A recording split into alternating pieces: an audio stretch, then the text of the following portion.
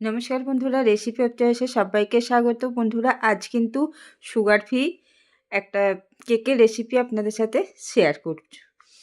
আর তার জন্য আমি এখানে নিয়েছি একটু গাজরটা প্রথমে কুড়িয়ে নিয়েছি। আর এর মধ্যে এবার অল্প একটু 1 চিমটে লবণ দিয়ে দেবো।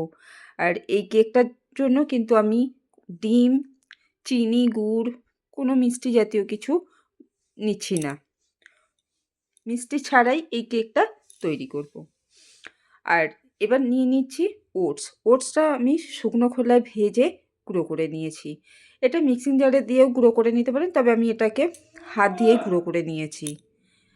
আর এখানে নিয়ে নিয়েছি আমি বড় কাপের 1 কাপ ওটস নিয়েছি।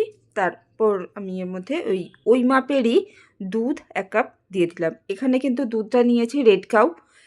এই লিকুইড দুধে কিন্তু জল মেশানো যাবে না। কেকের ব্যাটারের জন্য কিন্তু কোনো রকম জল আমি ব্যবহার করছি না, ব্যবহার করবও না। এখানে কোনো রকম জল দেওয়া যাবে না।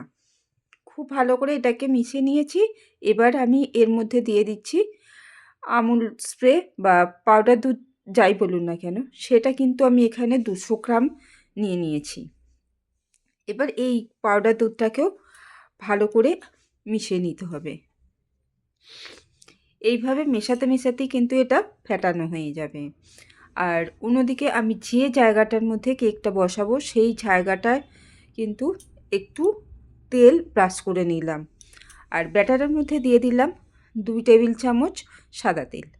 আর দিয়ে দিচ্ছি চীনাবাদামটা আমি হাফ গুঁড়ো করে নিয়েছি, একটু দানা দানা আছে। আর এখানে পছন্দ মতো ড্রাই ফ্রুট নিয়ে নিতে পারেন। আমি কিন্তু এখানে আমার পছন্দ মতো কালো কিশমিশ আর চেরি নিয়েছি।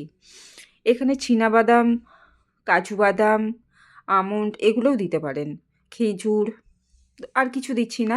এবার আমি এর মধ্যে দিয়ে দিয়েছি ছোটো চামচের 1 চামচ খাবার সোডা। আর একটা পাতিলেবু নিয়েছি, 4 টুকরো করেছি, তার মধ্যে 2 টুকরো পাতিলেবুর রস এর মধ্যে দিয়ে দিচ্ছি। দিয়ে খুব সুন্দর করে এটাকে মিশিয়ে নিতে হবে। খুব ভালো করে এটাকে মিশিয়ে নেব। এটা কিন্তু মেশানো হয়ে যাওয়ার সাথে সাথেই কিন্তু যে বাটিতে কেকটা বসাবো সেই বাটিতে কিন্তু যে জায়গার মধ্যে বসাবো সেই জায়গার মধ্যে ব্যাটারটা ঢেলে দিতে হবে। খাবার সোডা মেশানোর পর কিন্তু এটা আর রেখে দেওয়া যাবে না, সাথে সাথে ঢেলে দিতে হবে। এবার আমি কড়া বসিয়ে দিয়েছি, কড়া গরম হয়ে গেছে। কড়ার মধ্যে দিয়ে দিয়েছি একটা স্ট্যান্ড। এবার আমি এই বাটিটা কড়ার মধ্যে বসিয়ে দিলাম। আর ওভেনে আঁচটা কিন্তু একেবারে লোতে রাখতে হবে, নয়তো কেক পুড়ে যাবে। তো কড়াই কিন্তু এবার আমি ঢাকা দিয়ে দিলাম। ঢাকা দেওয়ার পর 40 মিনিট পর আমি আবার ঢাকা খুললাম। ঢাকা খুলে আমি আবারও কিছু ড্রাই ফ্রুট ও কেকের ওপরে ছড়িয়ে দেব। তো তার আগে আমি এখানে কাজু বাদাম দিয়ে দিচ্ছি। চাইলে আমন্ডও দিতে পারেন, পেস্তা বাদামও দিতে পারেন, নিজের পছন্দ মতো বাদাম এর মধ্যে দিয়ে দিতে পারেন। বাদামগুলো দেওয়ার পরে এবার আমি কিশমিশ আর চেরি এর মধ্যে ছড়িয়ে দিয়ে তারপর আবারও কড়ার ঢাকাটা দিয়ে দেবো। দিয়ে আরও 20 মিনিট আমি অপেক্ষা করব। তারপর পুরোপুরি কেকটা পুরো জমাট বাঁধার পর আমি ঢাকা খুলে দেখিয়ে দিচ্ছি। দেখুন কত সুন্দর একটা সুগার ফ্রি কেক তৈরি হয়ে গেছে আমাদের জন্য। তো কেকটা কাটবো, অবশ্যই দেখাবো আপনাদেরকে।